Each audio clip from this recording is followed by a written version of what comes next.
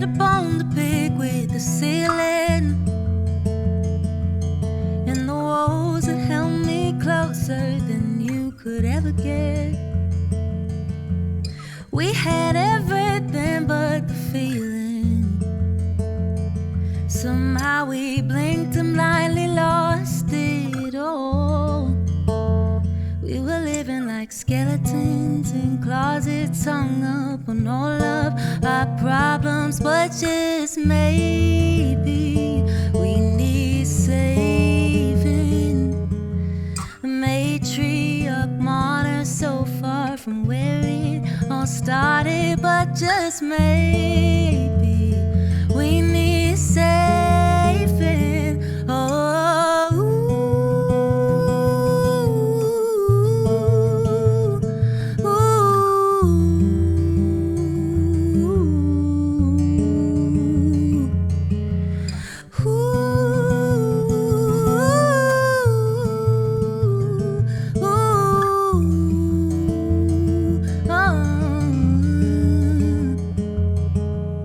I had an ugly cry with a stranger.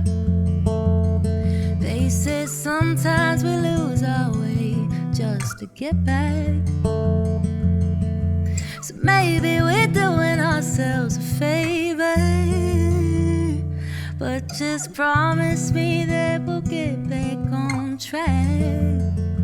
'Cause we've been living like skeletons in closets, hung up on all of our problems. But just maybe we need saving. Oh, matriarch modern so far from where it all started. But just maybe we need saving.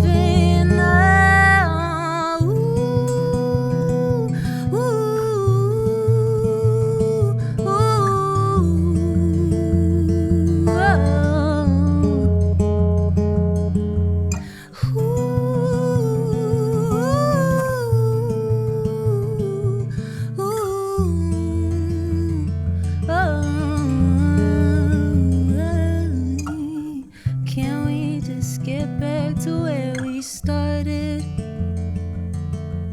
Can we just get back to where we started?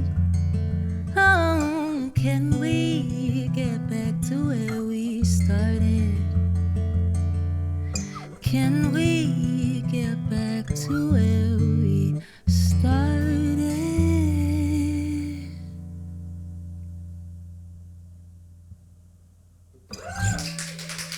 Welcome to It's Not a Label.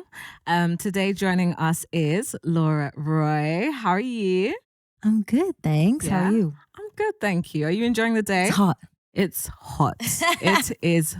It is hot. Yeah. We don't complain because it doesn't get hot in London too often. You know what I mean? Exactly. So just going to ask you a couple of questions and we're going to start with your history. So tell us a bit about your journey in music, starting from like childhood. Has music always been your calling? So I grew up in Nova Scotia, Canada.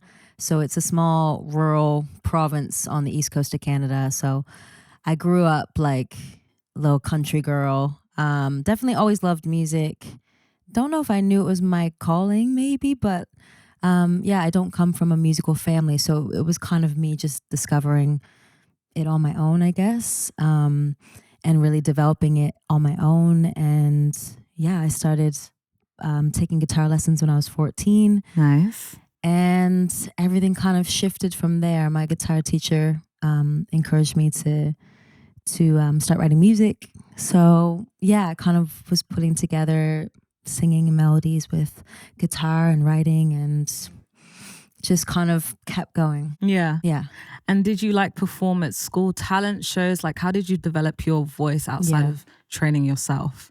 Everywhere and anywhere. Yeah. Like, yeah. I didn't actually take voice lessons until I studied music in college, and it was only for like a short time. So I'm pretty well self-taught, and it's just been from singing everywhere. Nice. Just all the cliche places, coffee houses, talent shows, Yeah. all the cheesy, corny things in like my hometown, and then venturing out. So it's just been like a long journey of playing everywhere and anywhere. Yeah.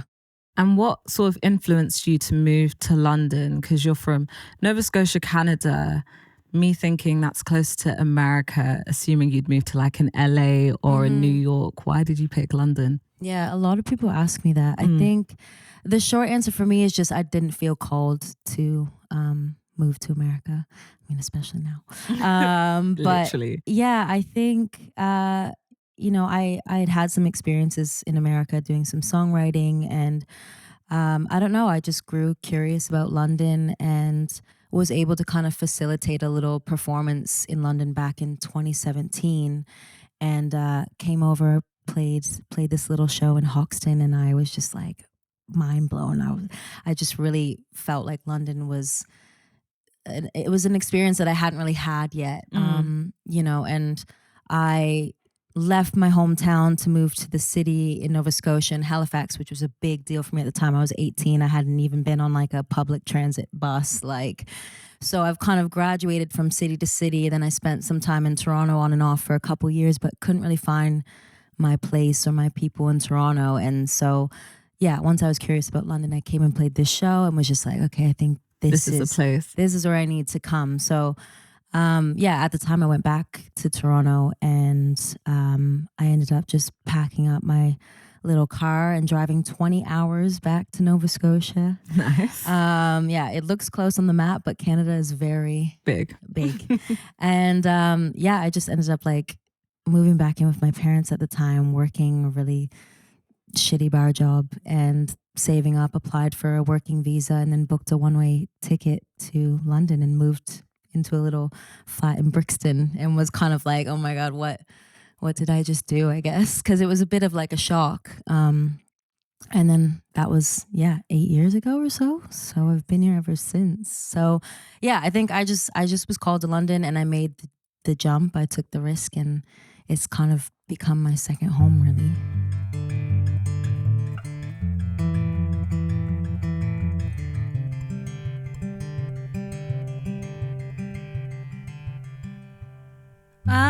Operation Autopilot. I've been misguided from myself. Cynical imagination, manifestations I can sell.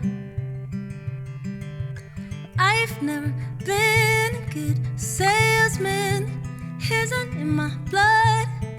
Heart beating out of time. I'm a bad liar, cheap tongue. You say play along, but I don't find it fun.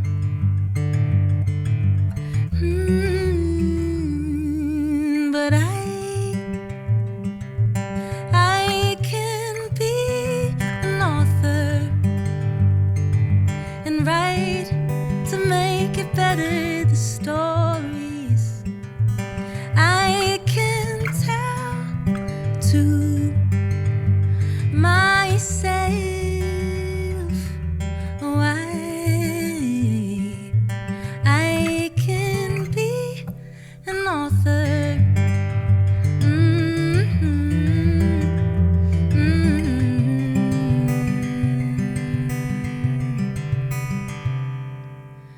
Formulated fabrications, I fill the pages line by line.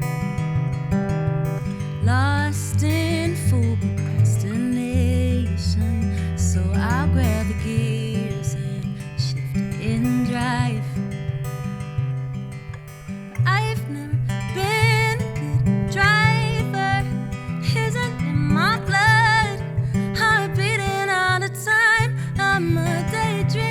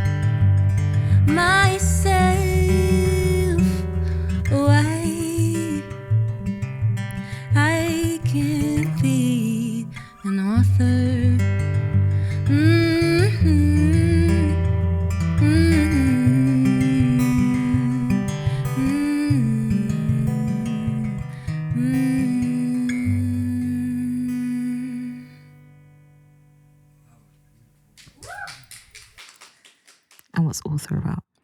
Author is about, it's about this idea that we have agency over our lives and the stories that we want to tell and the stories that we tell ourselves and the power that that can hold.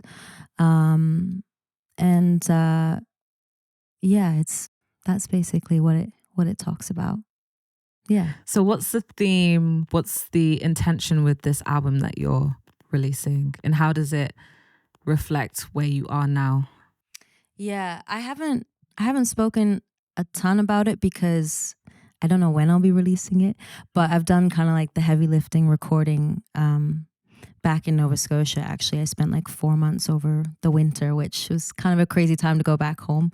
Very cold and a lot of snow, but kind of great to just like hunker in and work on my creativity. But I think with this album, it's actually it will be my debut album, even though I've been releasing music for like over a decade. So it feels kind of bizarre.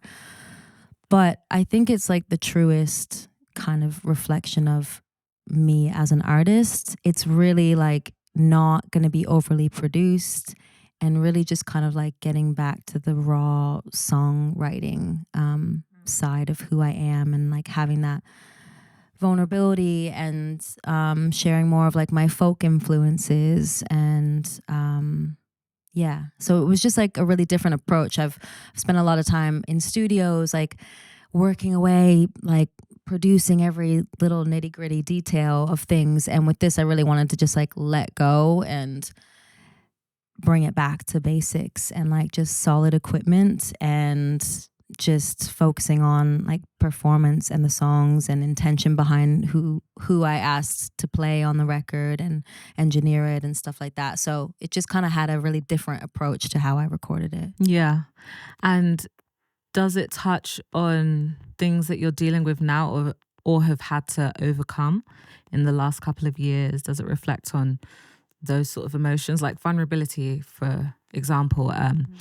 I was having a conversation with a couple of artists and I was like, do you feel comfortable being vulnerable in your art, in your writing? And some of them were like, yeah, like I feel comfortable.